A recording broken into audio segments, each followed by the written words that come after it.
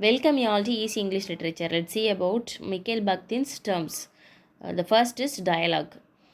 டயலாக்ங்கிறத வந்து ஒரு முக்கியமான ஃபீச்சர்னு ஏன் அவர் சொல்கிறாரு, ஒரு ஸ்பீச்சில் டயலாக்ஸ் இல்லாமல் அது வந்து அதான் ஒரு சென்ட்ரல் ஃபீச்சர். ஸோ அடுத்தவங்களோட ரெஸ்பான்ஸ் என்னவாக இருக்கும், நமக்கு இது என்ன திரும்ப கேட்கணும், ஸோ இந்த மாதிரி ஒரு ஆன்டிசிபேஷனோடய போகக்கூடியது ஒரு ஸ்பீச்சில் முக்கியமான ஒரு விஷயம். ஸோ தட் இஸ் வை டயலாக்ங்கிறத வந்து ஒரு முக்கியமான ஒரு ஃபீச்சர்னு சொல்லியிருக்காரு. அண்ட் இதில் வந்து டயலாஜிசம்னு சொல்லிட்டு ஒரு டேர்ம் டெரைவ் பண்ணுறாரு. அந்த டேர்ம் என்னென்னா, இப்போ நம்ம நாவல்ஸ்லாம் யூஸ் பண்ணியிருப்பாங்க இல்லையா, imaginated way of dialogues. So அதுதான் டயலாஜிசம் சொல்கிறார். Okay, the next one is heteroglossia என்னென்னு பார்த்தோன்னா, many levels of dialogues and language.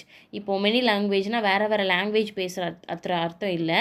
So இங்கே வந்து என்னென்னா, ஒரு நாவலோ ஒரு ஒர்க்கில் வந்துட்டு ஆத்தரோட ஐடியா மட்டும் இல்லை, அவரோட தாட்டுக்கு மட்டுமான இம்பார்ட்டன்ஸ் கிடையாது, அதில் இருக்கக்கூடிய ஒரு குட்டி குட்டி கேரக்டர்ஸ்க்கும் முக்கியமான இம்பார்ட்டன்ஸ், எல்லாத்துக்கும் அவங்களோட பாயிண்ட் ஆஃப் வியூக்கான இம்பார்ட்டன்ஸ் கொடுத்துருப்பாங்க இல்லையா. ஸோ அது ஒரு ஹையர் லெவலில் இருக்கக்கூடிய கேரக்டர்லேருந்து ஒரு லோவர் லெவலில் இருக்கக்கூடிய கேரக்டர் வரைக்கும் எல்லாருக்கும் ஈக்குவல் இம்பார்ட்டன்ஸ் இருக்கிறது தான் ஹெட்ரோக்ளோஷியா.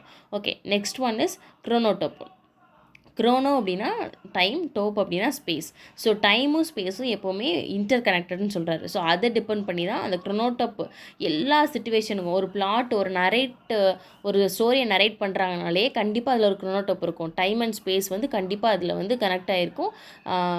ஸ்பேஸ் மட்டும் தனியாக, டைம் மட்டும் தனியாலாம் வராது. கண்டிப்பாக ஒரு டைம், ஒரு ஸ்பேஸ், ஒரு இந்த காலத்தில், இந்த நேரத்தில், இந்த இடத்துல, இந்த மாதிரி ஏதோ ஒன்று அதில் இருக்கும். அது இன்டெரக்டாவோ டைரக்டாவோ அப்படிங்கிறத வந்து க்ரோனோடோப் அப்படின்னு சொல்லிட்டு சொல்கிறார். அண்ட் நெக்ஸ்ட் டைம் என்னென்னா கார்னிவல். ஸோ கார்னிவல்னால் அப்போ வந்து என்னென்னா, ஒரு மிகப்பெரிய ஒரு திருவிழா. அதில் வந்து எல்லா பீப்புளும், கிங்லேருந்து ஒரு கீழே இருக்கக்கூடிய லோவர் கிளாஸ் பர்சன் வரைக்கும் நிறைய அவங்களுடைய க்ளவுன்ஸ் மாதிரி up to down to up, அந்த மாதிரி அவங்களுடைய காஸ்டியூம்ஸை அந்த சேஞ்ச் பண்ணக்கூடிய ஒரு ஃபெஸ்டிவல். ஸோ அதை எதுக்கு இங்கே எடுத்துகிட்டு வர்றாரு அப்படின்னா, பவர் வாஸ் சப்வர்ட்டட். இப்போது ஒரு ஹையர் அத்தாரிட்டியோட பவரை வந்து அது வரைக்கும் சப்ரெஸ் பண்ணியிருந்ததை வந்து ஏதோ ஒரு விஷயத்தில் வெளியே காமிக்கிறது. ஸோ அது வந்து இதில் எப்படி சொல்லியிருக்காருனா, rooted in everyday life of people. ஒருத்தவங்களுடைய வாழ்க்கையிலையும் ஒரு நாள் நம்ம மைண்டுக்குள்ளே இருக்கக்கூடிய அந்த டிலமானால் ஏதாவது ஒரு விஷயத்தில் வந்து அது வந்து ஓவர் கம் பண்ணி வெளியே வரும் இல்லையா.